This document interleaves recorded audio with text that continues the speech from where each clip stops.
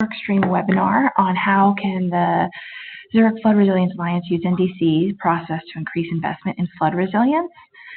We're really excited to have you join us because it's an important topic. And first, just wanted to give a particular thanks to Practical Action for their leadership in putting together this event and the materials and both the PowerPoints and information that goes into it.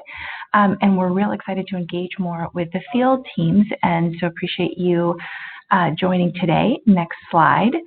And as we want this to be as interactive as possible and really hear from you all about what your countries are working on and what you're most interested in, please ask questions. There's a couple ways to do that on this webinar.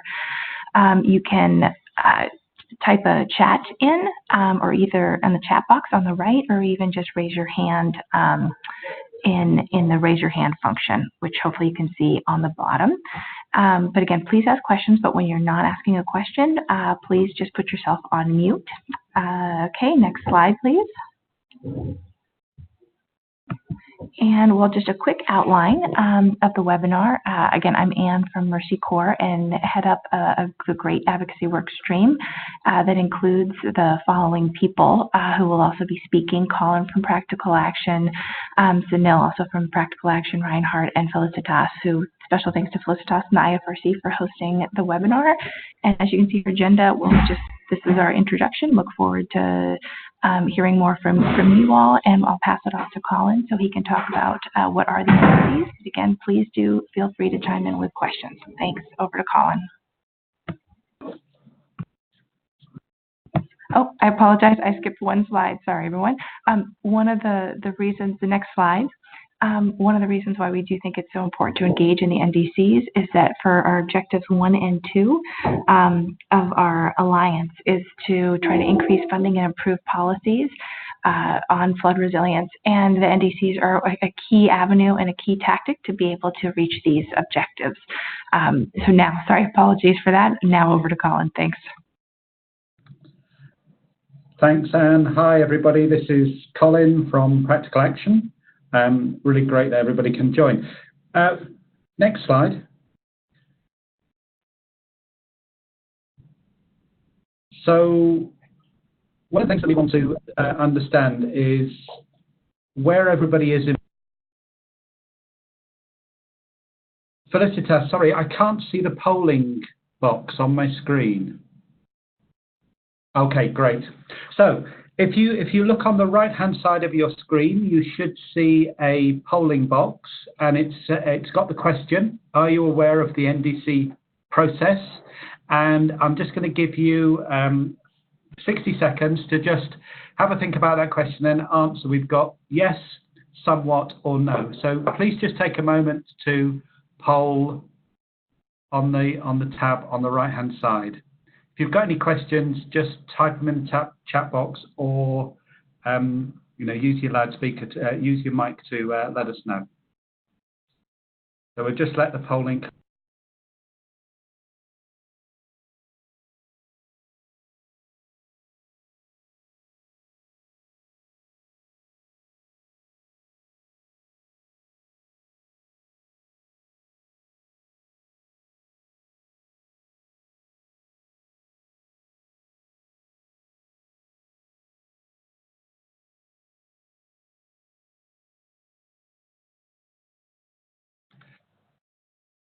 Next slide. Yes, we can see the results. Thank you very much, everybody. So what we've got is we've got just under 50% of the people on the call saying that they're aware of the NDC process, and slightly more than 50% saying they're aware of the NDC process, but only certain parts of it. So I'm now going to go into a section where we introduce what the NDCs are. So the NDCs are the nationally determined contributions, and the key really for the commitment, the global commitment to deliver on climate change. We recognise that climate change is exacerbating flood events. It's impacting the communities where we work. We realise that we need to urgently tackle the underlying causes of climate change, And the idea behind the NDCs in the Paris Agreement is what we need a commitment from each of the parties to the Paris Agreement to indicate exactly what it is that they are going to do that responds to the climate challenge. So the NDCs encapsulate what national governments are committing to in terms of delivering on climate change, and they are targeted to the near-term action. We want to see what actions governments are going to be implementing to tackle the climate challenge. Now, climate change is complex.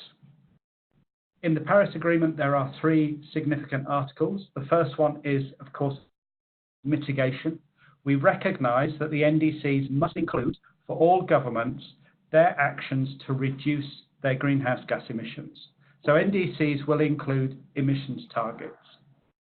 They also need to indicate how actions that governments are going to implement to adapt to climate change.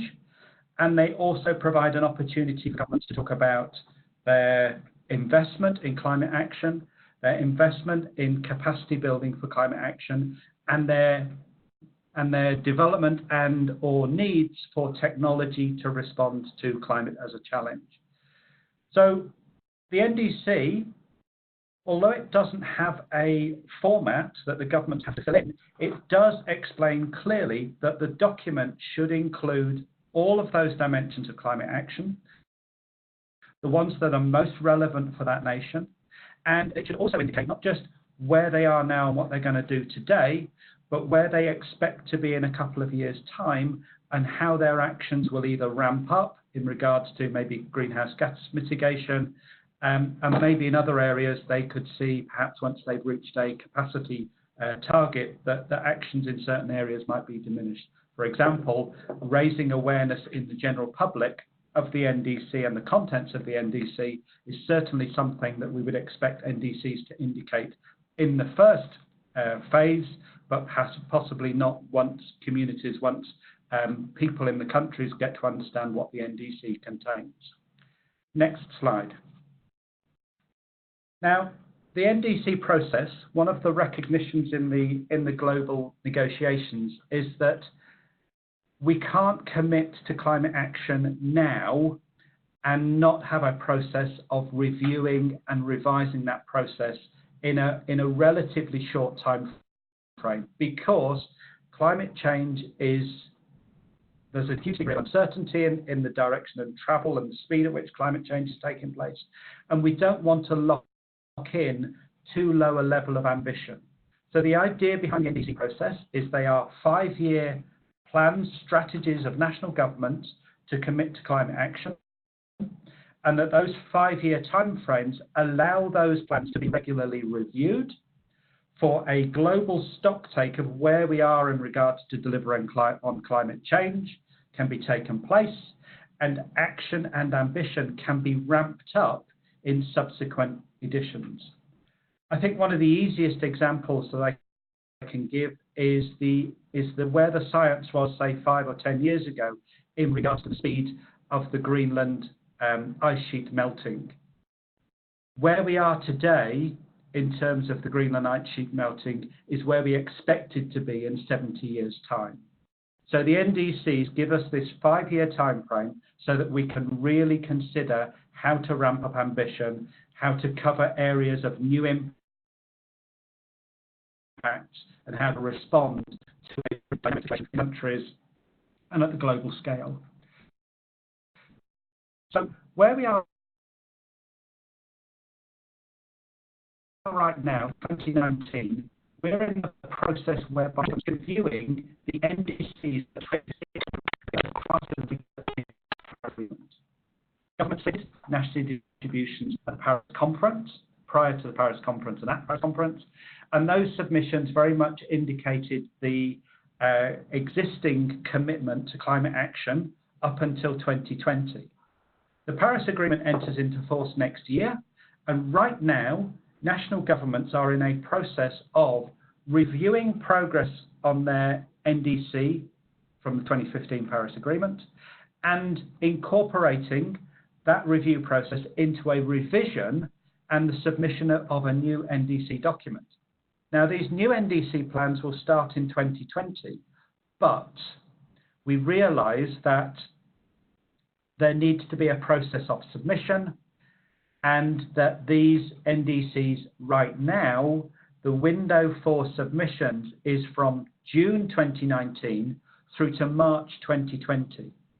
Now, that gives us a sense of urgency, but also it's worth bearing in mind that with the previous NDC submission process, although there was a hard deadline, many NDCs were submitted after the deadline, significantly after the deadline, up to 6 months after, with many only being submitted a few weeks before the Paris climate negotiations in 2015. So although the window for the NDC submission is from June 2019 to March 2020, we can expect many national governments to not submit until the last moment because they really want to know what other governments and other countries are submitting. So this time frame indicates where we are right now, and then of course this whole process will be repeated in 2023 with a global stocktake, 2024 with a national NDC review process, and 2025 with new submissions of NDC documents. Next slide. So why do we think this NDC process matters to the Zurich Flood Resilience Alliance? I think the key issue is of all of the contents of the Paris Agreement, the submission of the NDC is the legally binding piece of the Paris Agreement. Countries are committed to submitting NDCs on this 5-year time period. So the NDCs are a commitment that our projects, our colleagues, our allies in country can go to national governments and say, where are we in regards to the NDC process? How can we help you formulate the NDC for country X? And how can we use our expertise around flood resilience, around the knowledge we're generating from the FRMC, and around the best practice that we're doing in our communities, and feed that into the NDC process. So the NDCs are a window of opportunity for us now to start talking to government, to talking to central government, talking to local government, and also talking to key sectors across governments. It's also a process whereby we need to engage with our allies in countries. We are not the only organizations in these countries talking about climate change. We need to work on developing alliances with our partners so that we can inform them from the flood resilience perspective, and other organizations can inform them from their own areas of expertise. And I think the other thing is we need to better understand the entry points to engage, and also where we are in regards to the NDC process. So next slide, and I think it's the next poll.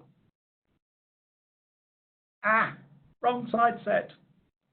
Sorry, this slide, as we've already talked about. Sorry, I was hoping this slide would have been moved. It had been moved on my SharePoint version. So thank you. Great.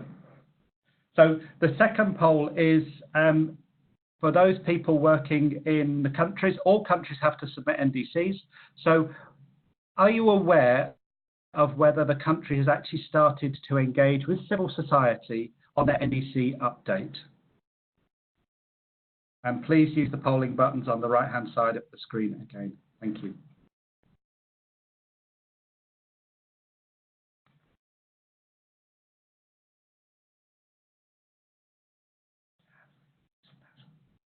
The poll started, haven't they?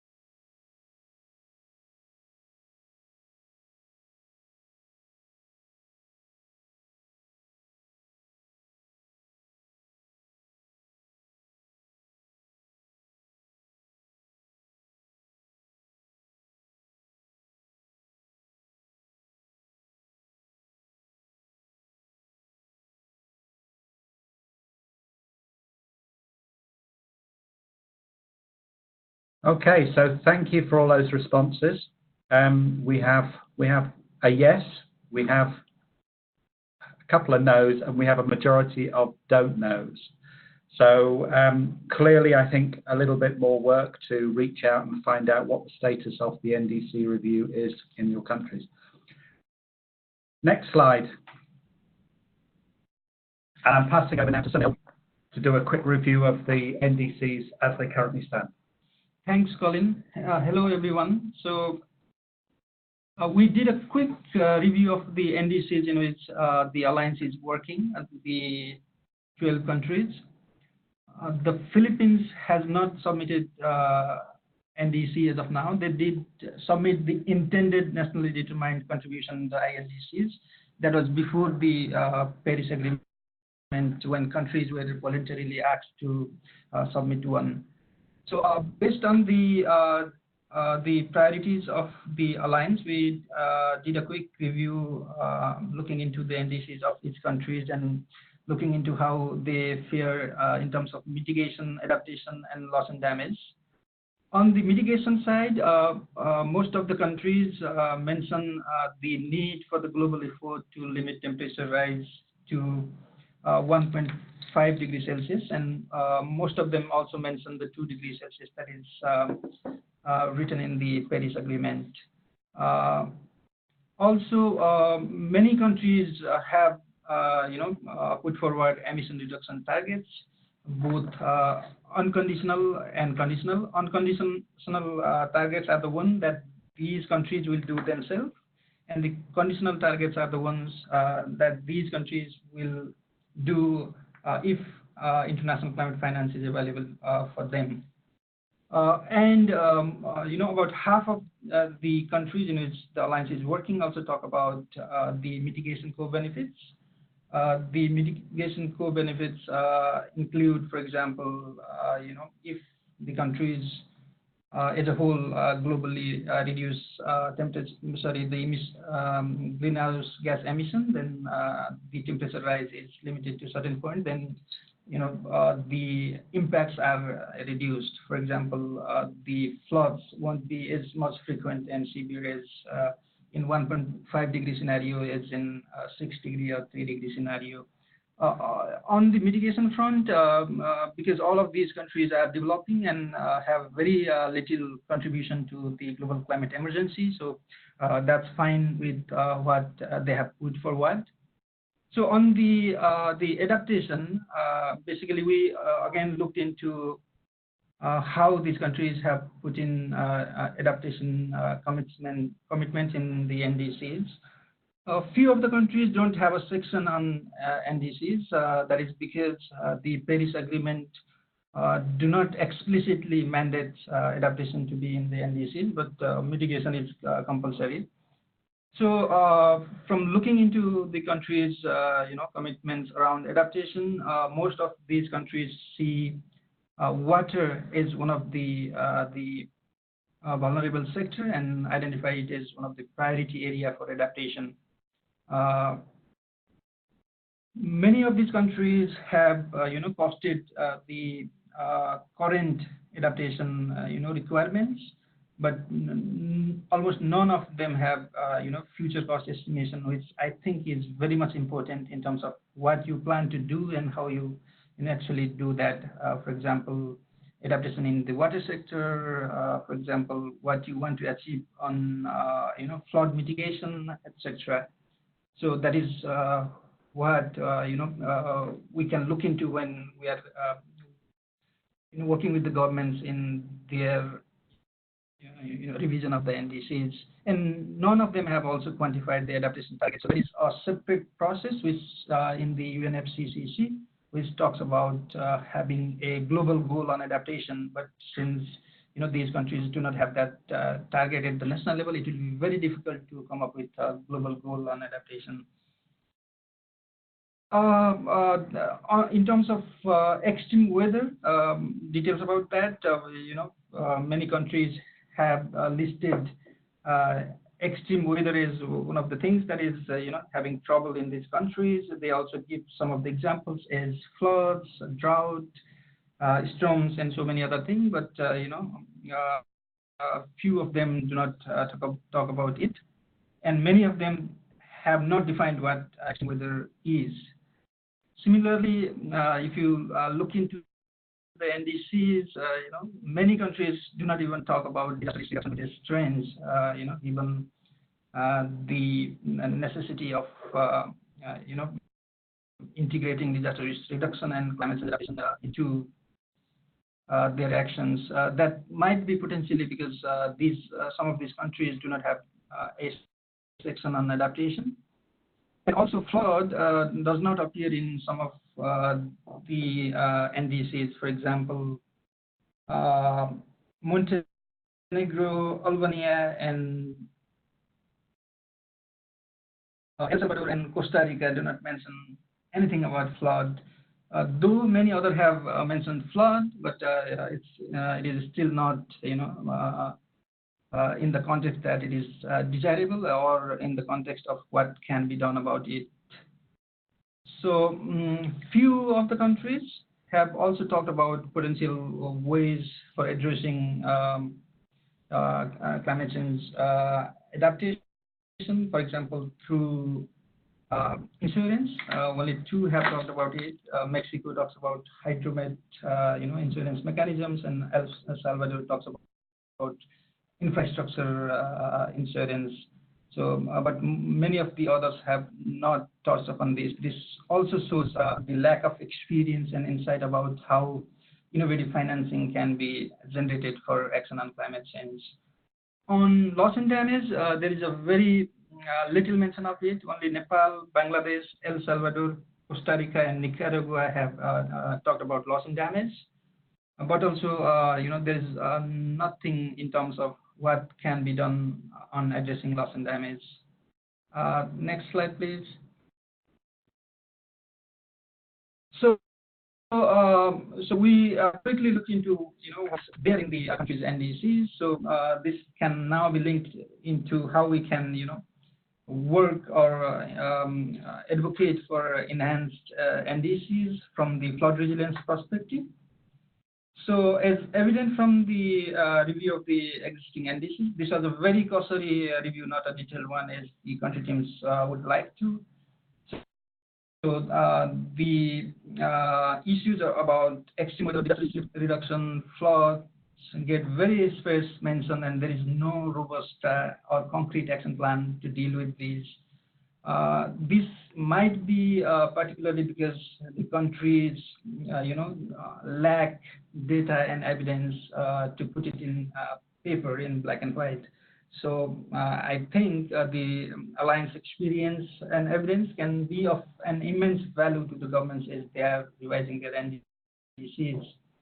And as you can see, there are several points in the existing NDCs that can be made more robust and detailed. For example, if you look into the specific examples, a lot of these NDCs talk about forestry or reforestation to control soil erosion, which can directly be linked to flood mitigation. And many of the NDCs, as you see, talk about protection of population and development, which again links to flood resilience, or lack of working on flood resilience will not achieve that end. So elsewhere, if you look at the global processes, there is a growing recognition of the benefits of integrating climate change adaptation and disaster risk reduction. But unfortunately, at the country level, alignment of the Sendai targets and climate action is still not the focus for the governments, and that is reflected by no mention in the NDCs. Also, there is a very strong case for pushing resilience, particularly flood resilience, in the ongoing revision of the NDCs by bringing in examples of the more severe and more frequent floods that have happened after the country submitted their first NDC. So to sum up, all this can be linked to all the three objectives the Alliance has in improving investment, improving policy, and improving practice. So this is, I think, a very opportune moment to work together with the governments in pushing through our agenda by various means, I think, which Colin will talk about later. And with this, I'll hand over to Reinhard. Our next slide. Right. Hello. This is Reinhard of YASA speaking from Vienna. So great to be in touch with all of you. And thanks for Practical Action leading this good effort. So Colin and Sunil have said a lot already. I didn't want to take too long, but just indicate two things. YASA as a research partner is interested and willing to support this effort. And this effort is worthwhile to support national action, but also international action. And there's just a few bullet points here that are supporting these two messages. The NDCs, this is really about tracking what's happening at national levels, but also pledging what additionally should be done over the next few years. NDCs are only done every 5 years. Now it's a critical point in time to really think about where do we stand with regard to the climate crisis, what's happening with adaptation, are we adapting enough, fast enough, and are we doing this across the needed sectors? And our sector is DRR and flooding and water, etc. So it's really important and crucial, I think, to inform us and the public and national level decision makers. There has been quite some actions on NDCs, as you've heard from Sunil in his nice presentation, as well as from Colin. So increase in reported adaptation policies and measures and initiatives, but more can be done. So more fine-tuning is probably necessary. And for example, as plopped in by me in the bottom, this is not a lot of information about the adaptation targets. So where do countries want to be in a few years, and in which sector, and etc. So I think that's not unimportant to really understand what's the adaptation goal for a certain sector and how can this be reached, and what happens if it's being missed as there's not enough resources available. So YASA as a research partner, what's important for us, there's no prescription, there has been no prescription by the Paris Agreement how to do the reporting. So parties, for good reasons, do it by themselves and get support, but also quite often develop their own approaches, which is great, but a bit more can be done to support this. And that's my fourth bullet, to make it more transparent, I guess, and more comparable across countries. So there's a great chance for the Alliance in our countries to enhance transparency nationally, but also across countries, and incentivize cross-country learning on adaptation, resilience generation, and also on the loss and damage aspect. Last point, YASA is working on guidance at national levels, and we, for example, have projects on the way with GIZ, so German Development Corporation. We were testing and applying frameworks in India and Tanzania. So we've done a bit, we can do a bit more, and we would be excited to work on the NDC issue with you and countries and partners. That's only what I wanted to say, and yeah, over to Colin, Sunil, and Anne. Thanks. Thank you, Reinhard. Perfect. So as you see, we now have a question, another poll. It's based on what you've heard so far. What do you think you need to help influence the NDC process in your country? And we've come up with 5 suggested options. So please go ahead and vote, and then we'll move on. Thank you.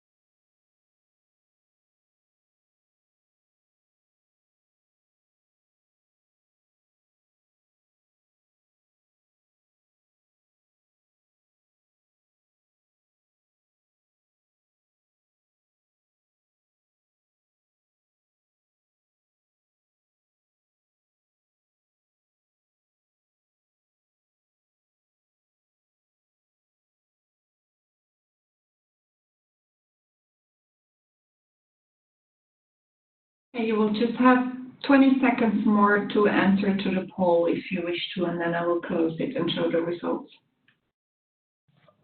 Thank you.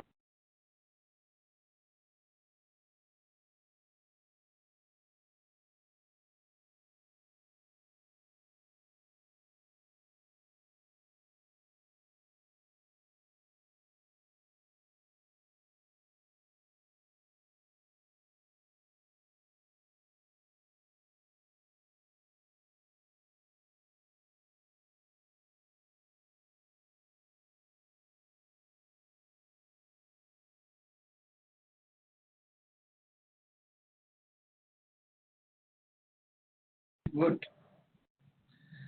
Right. Thank you, everybody. So we've got best practice examples and access to the process, I think, coming out on top.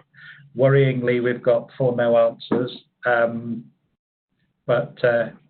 Yeah, access to key people and also more details on the process are areas where we need to work. So next slide, please. So I think it's really important for us to think about how we can engage. So as I said right at the beginning, the time frame indicates that now is a good moment to go and start having these discussions.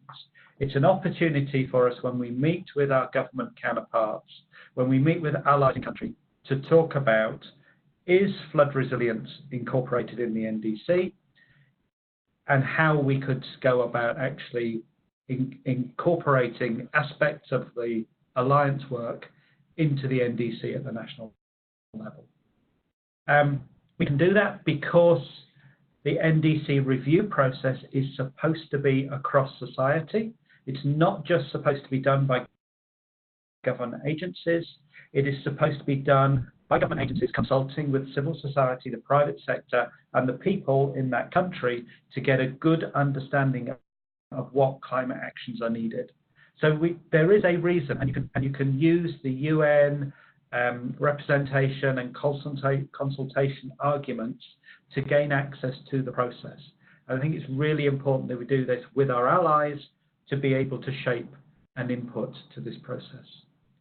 The other thing is, of course, it may be an opportunity which isn't a specific NDC planning opportunity, because the NDCs are supposed to be coherent with the national development plans and strategies of the country.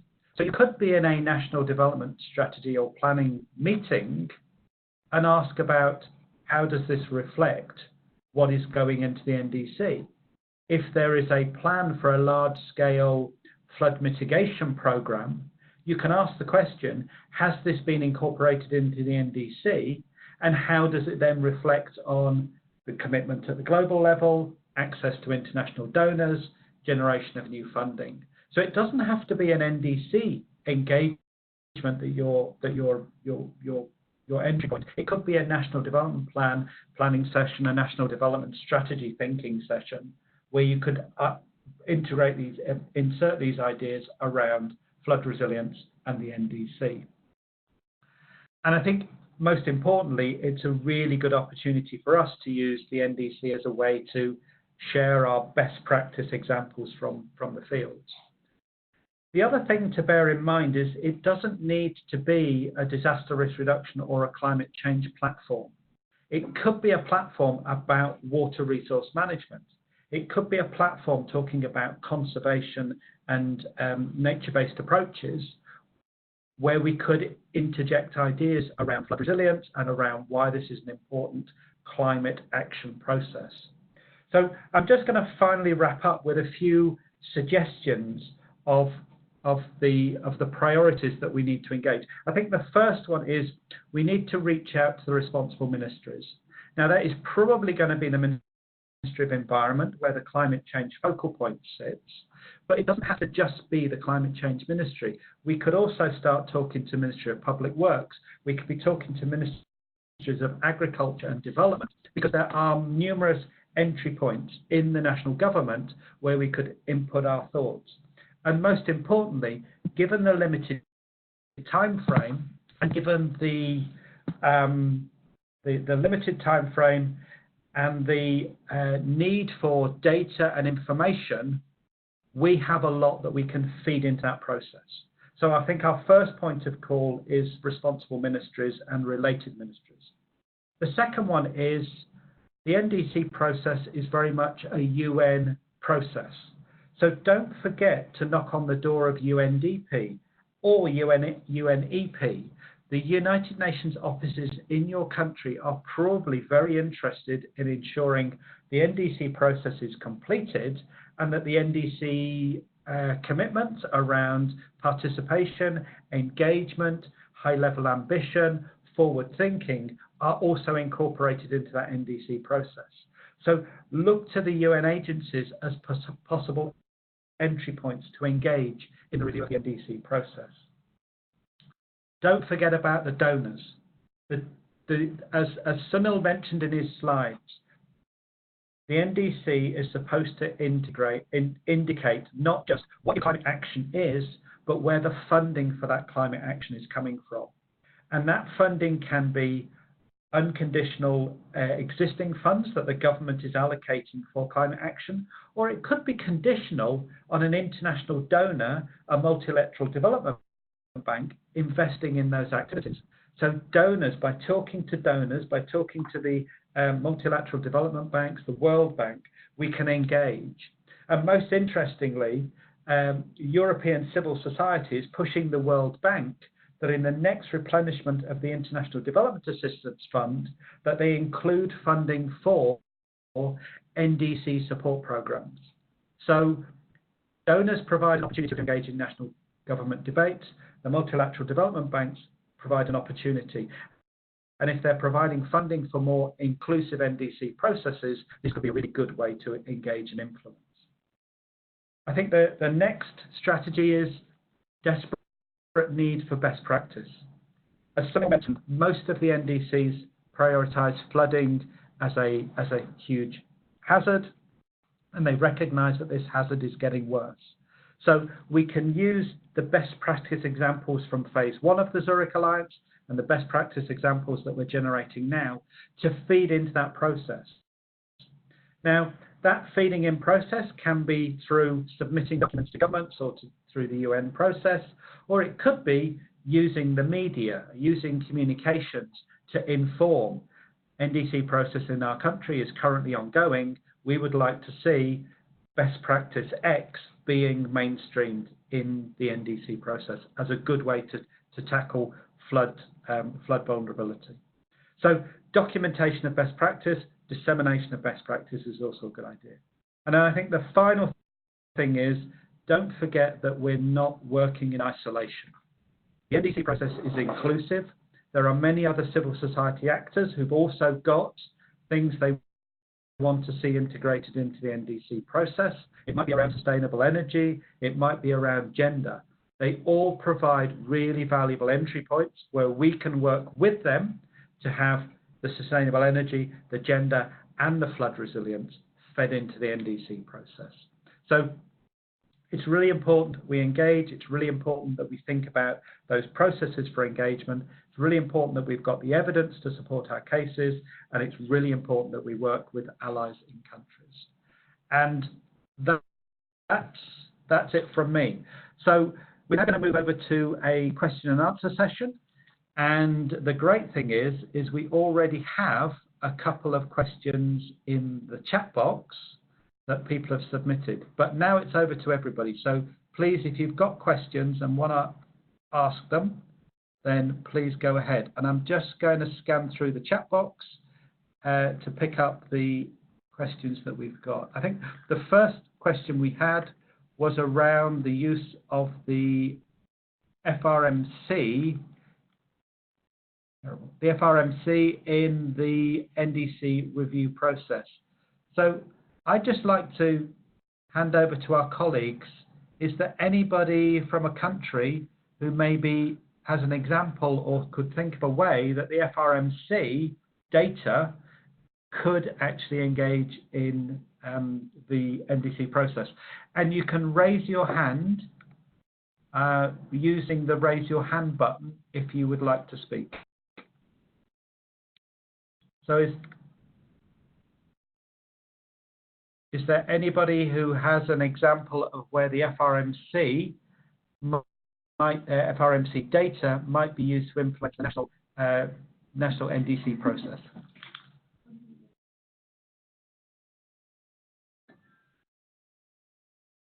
I think Emily would like to answer, so I'm going to hand over to her now.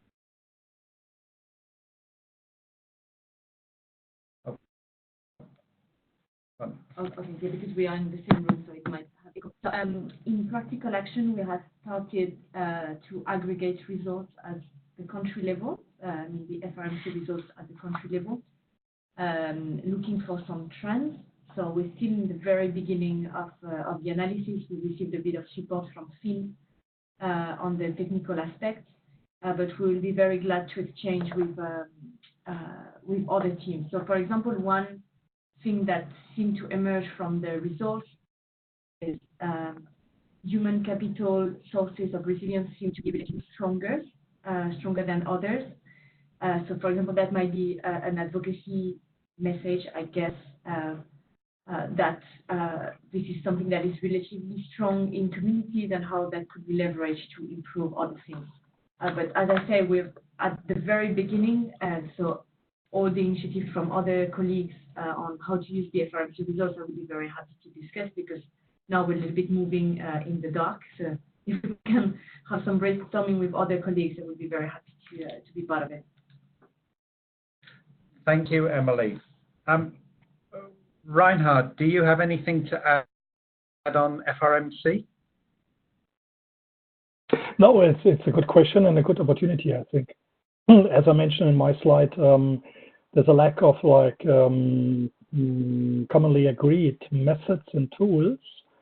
We got the FRMC. I think this may be a good chance for us to bring it in and test it, how it is useful, and how can this be used to work systematically across countries, work it out systematically across countries. So it's like a good chance, opportunity, and thanks for the comments and questions. Thanks, Reinhard. So the second question that I can see in the chat box is around NDC commitments linked with national climate change policy, DRR strategy, natural resource management policies. I think we've made it clear that yes, one of the issues is we don't want to see the NDC as a standalone climate action commitment. It needs to be built on existing strategies and plans, and those strategies and plans need to indicate coherence across climate change action, disaster risk reduction, and the other key sectors of that country.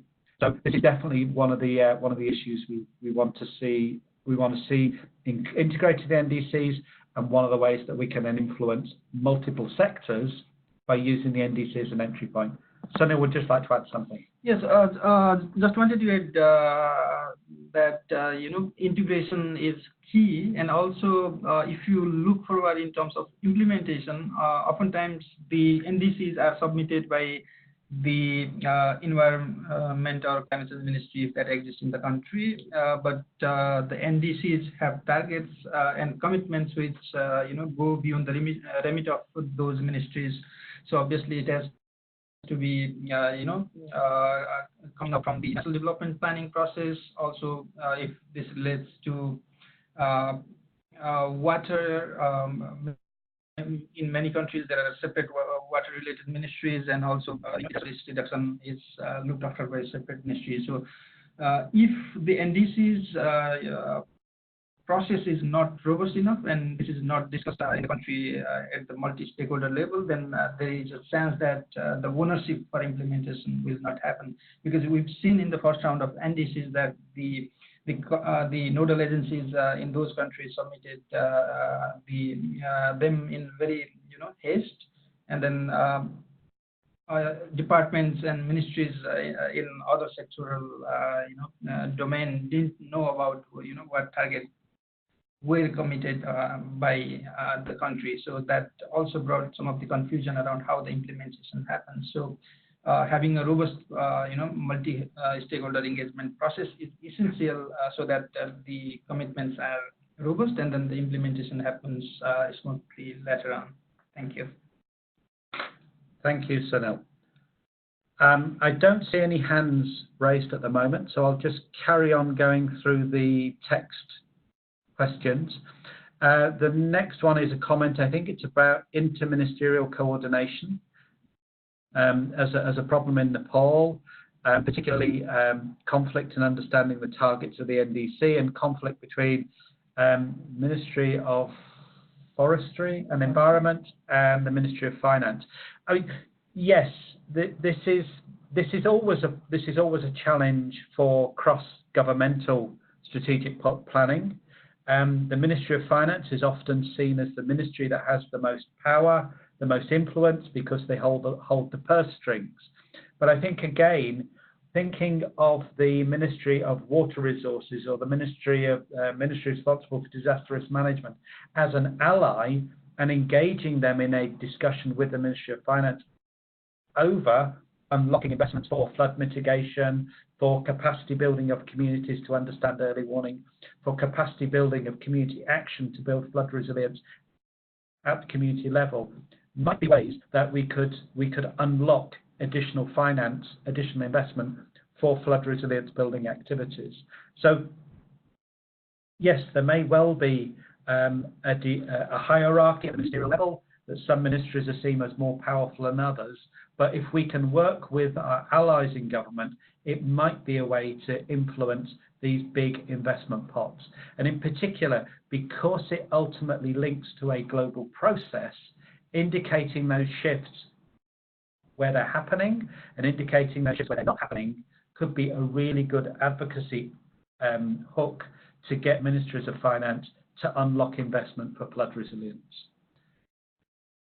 Does anybody have anything to add on the issue around the Ministry of Finance? If not, I'll move on to the next question, which is, if a country withdraws from the Paris Agreement, would they still take part in the NDC process? They can, if they like, but mostly because NDCs are the requirement of the Paris Agreement. If a party is not part of that, then they are not supposed to be submitting them. Yeah, but they would have to withdraw from the UN Framework Convention on Climate Change to not be a party in the COP, at which the NDCs ultimately get discussed and debated. So yes, they would be outside of the NDC process, but they would still have a potential to influence the NDC process through their seat, through their role in the Conference of Parties, which is one of the issues at the global level that is being discussed. Why is it fair that a country is not a party to the agreement, but can influence the content of the discussion, the substantive content? So this is an issue that is being discussed and debated. Hopefully, those countries that have withdrawn from the Paris Agreement soon change their mind and return to the Paris Agreement. But because, I mean, climate change is a global problem and it needs a global solution, and that means all countries need to buy in and play their role in this process. So let's move down to the next questions. Taking low emissions development pathways are often contested issues in taking forward NDCs in many countries. I'm not an energy specialist, but Sunil wants to go ahead. Yeah, basically, particularly for developing countries and most primarily for the least developed countries, the way the negotiations have evolved, they think that they are not the ones who should take the primary responsibility for mitigation actions, and that is the reason there is some apprehension about concrete mitigation commitments, which leads to low emission development pathways. So they can talk about taking their development towards low emission scenario or green growth scenario, but many of the countries as of now I'm quite not happy about taking mitigation commitments. That is particularly true for the middle economies rather than the least developed countries. If you see from the review of the NDCs of the countries where Alliance is working, many of them have taken absolute emission reduction target. For example, Costa Rica, they plan to achieve net zero by 2030.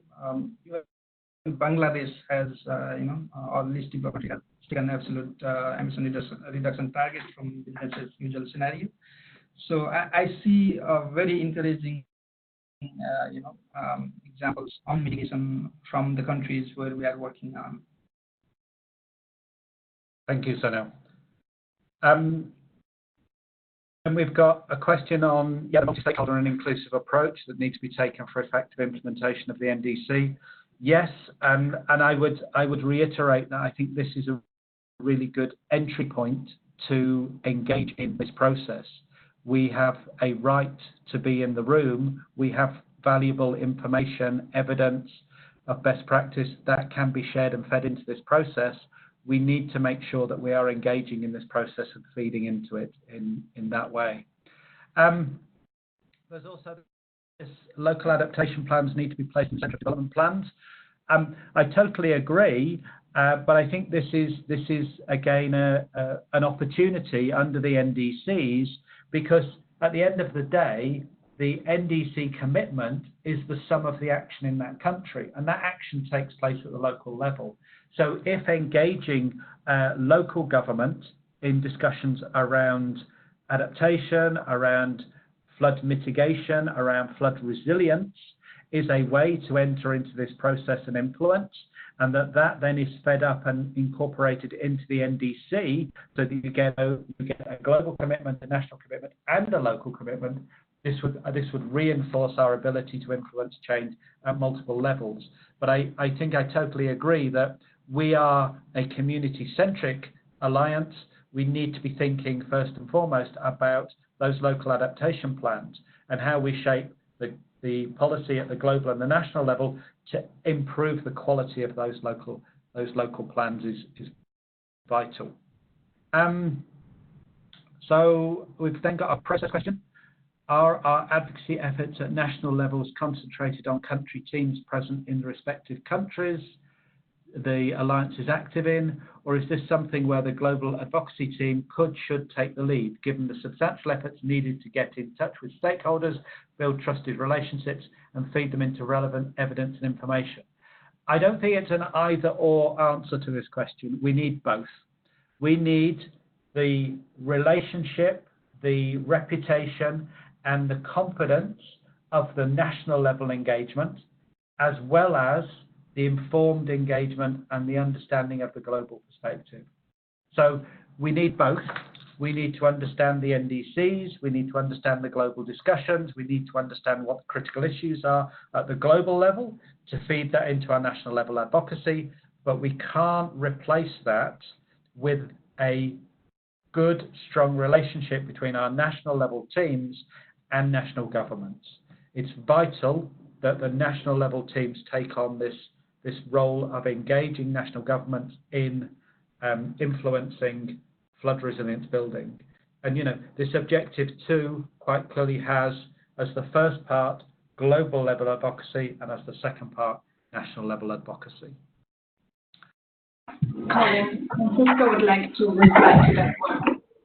Hey, Colin, this is Francisco from IFRC. Thank you so much to you and everybody for the very, very insightful presentation. Just to stretch on this point a little bit from you or other colleagues, and for the Red Cross teams, a lot of our work is far away, if you will, from the big national scene. That tends to be in the country's headquarters. So Mexico, we're working in a smaller province of Tabasco that's not in Mexico City. Similarly, we're not in Manila. We are 8 hours away. So where we have very strong advocacy links are at the local level, municipal level, subnational level.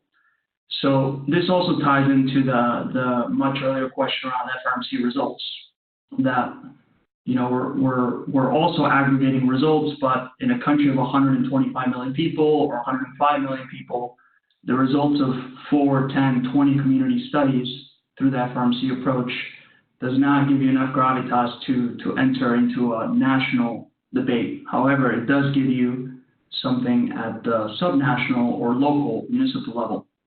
So my question or advice would be, or potential advice you could provide is, how do you see the in-country pipelines at the subnational or local level? Do we see evidence that these local or subnational conversations are feeding into these NDC targets?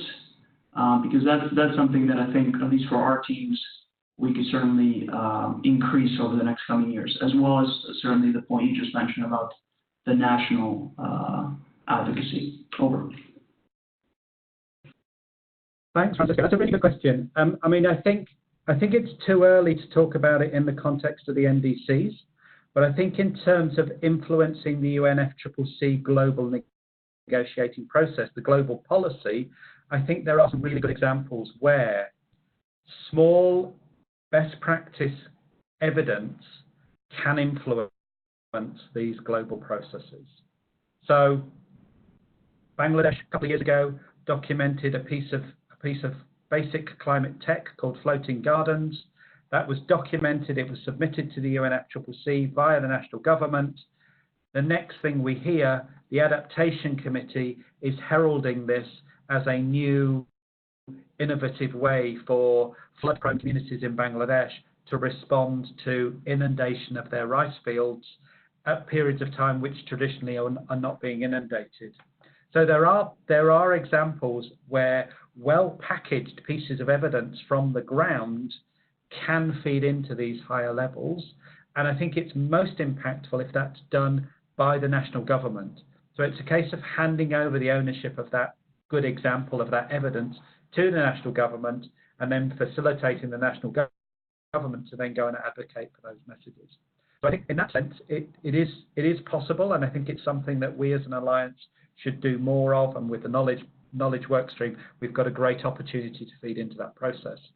I think also, Francisco, I was in a meeting yesterday with DFID. Tessa, your colleague from IFRC, wasn't in the meeting, but we were talking about the engagement with IFRC at the global level. So IFRC is a big actor at the global level as well as at the local level. So you offer entry points at both levels, and I think that's a real advantage of the alliance and the whole approach that we're adopting. There was one final question that I'm going to try and answer. Please use the text box if your question has been overlooked, but it's a question from our colleagues in Bangladesh, and it's asking about NDCs, NAPAs, INDCs. Are they separate or are they interlinked? They are separate as processes, but they need to be interlinked. They need to be coordinated. And this is an opportunity for us as the alliance partners to help governments think through what coordination might look like. So something that's in the NAPA might be around flood mitigation measures. That would need to be integrated into the government's reporting under Sendai, under the DRR process.